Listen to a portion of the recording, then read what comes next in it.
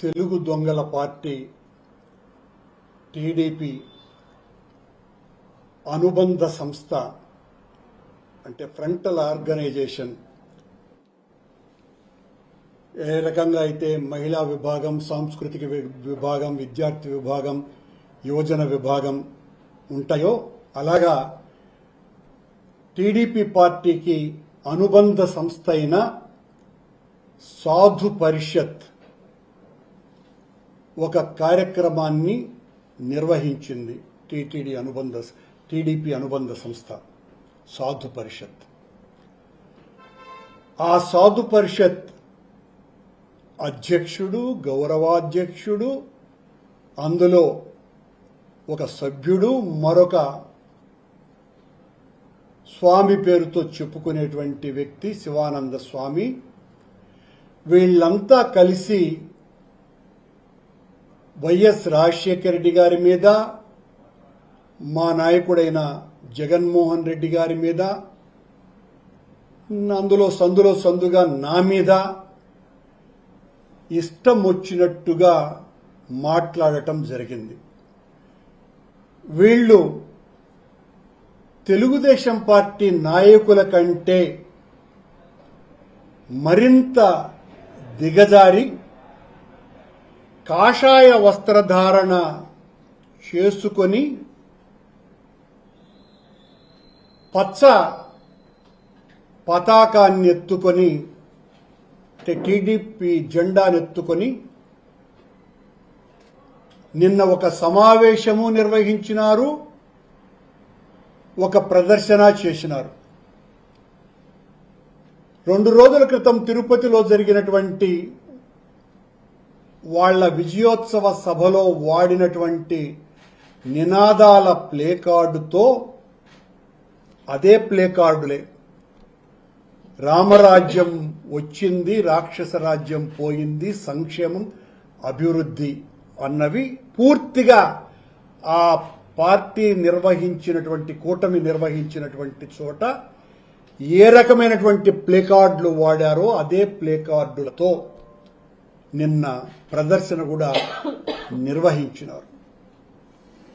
సనాతన ధర్మ పరిరక్షకులము అని చెప్పుకుంటున్నటువంటి వీళ్ళు మా మీద, మా నాయకుని మీద ఇష్టం వచ్చినట్టుగా దుర్భాషలాడి రాజశేఖర రెడ్డి గారిని అత్యంత హీనమైన పరుష పదజాలంతో దూషించి వాళ్ళు మాట్లాడినటువంటి తీరు మొత్తం హిందూ సమాజమంతా నివ్వెరపోయేటట్టుగా చేస్తోంది.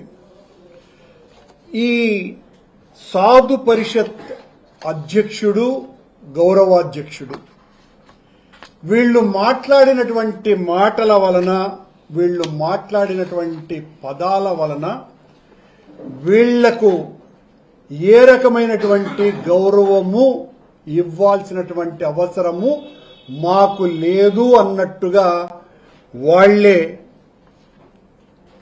నిన్న వాళ్ల ప్రసంగంలో ప్రసంగించినారు. అందులో అట్లూరి నారాయణ అనేటువంటి వ్యక్తి, ఈ పేరులో మాత్రం నారాయణ అనేది ఉంది ఆయనకి, పనులంతా కూడా శృంగార పారాయణే. ఈ నారాయణ కథ అట్లూరిది. ఇతను ఒక బూతు సినీ నిర్మాత, చంద్రబాబుకు భక్తుడు.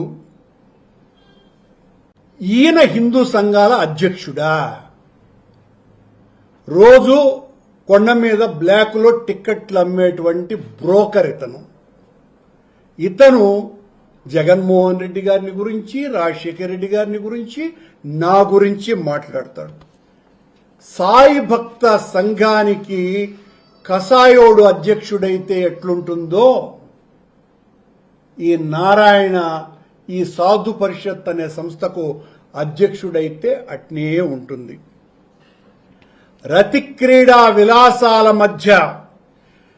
మధ్య మాంస విందు వినోదంలో మునిగి తేలుతూ హిందూ ముసుగు ధరించేవో అట్లూరి నువ్వు మాట్లాడితే నీకు సమాధానం ఇవ్వలేనంత హీనస్థితిలో ఉన్నామనుకున్నావా? అలాగే ఇంకొక ఆయన శ్రీనివాస సరస్వతి ఆయన పేరు. ఈయన గారు శ్రీకాకుళ వాసి. ఈయన ఓ మైనర్ బాలికను అత్యాచారం చేశాడని ఆ శ్రీకాకుళమంతా కూడా ఆరోపణలు ఉన్నటువంటి వ్యక్తి.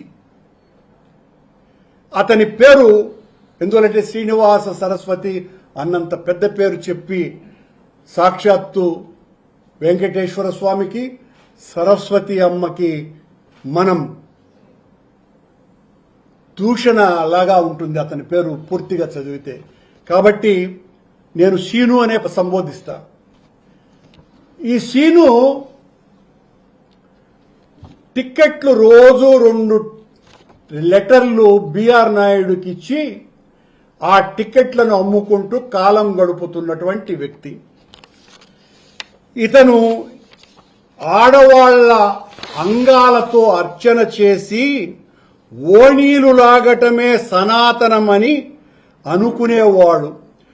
పేరులో తప్ప బుర్రలో ఏమాత్రము సరస్వతి లేనటువంటి వాడు. చంద్రబాబు ఆదేశాలతో అక్కడ తిరుపతిలో ఆధ్యాత్మికం పేరుతో గుంటనక్కల సభ జరిగింది.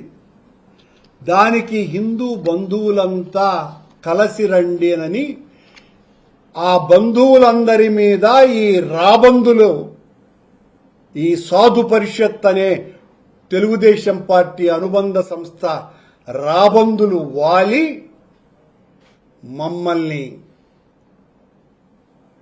దూషించటానికి వాడినారు. ఇంకొక సభ్యుడు అతను ఎలాంటి వాడురా అంటే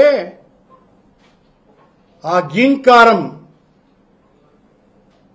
500 రూపాయలు ఇస్తే అరకిలో పెంట అశుద్ధాన్ని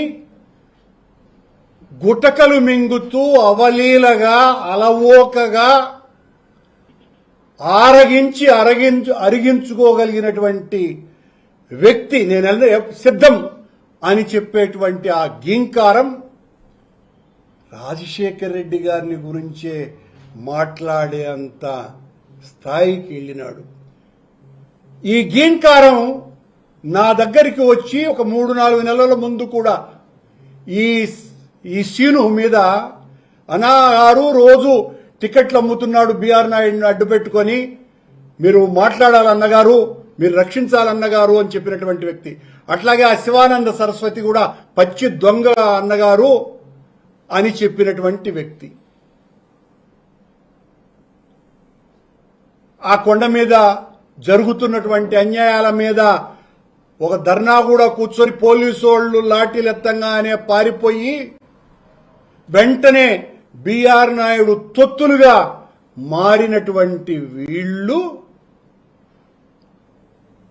సనాతన ధర్మం మీద, వేద సంస్కృతి మీద మాట్లాడుతున్నారు. మా మీద తిట్ల దండకం ఎత్తుకున్నారు. వీరు వికృత వక్ర భాష్యులు, కుక్షిభర సురాశుక్రుని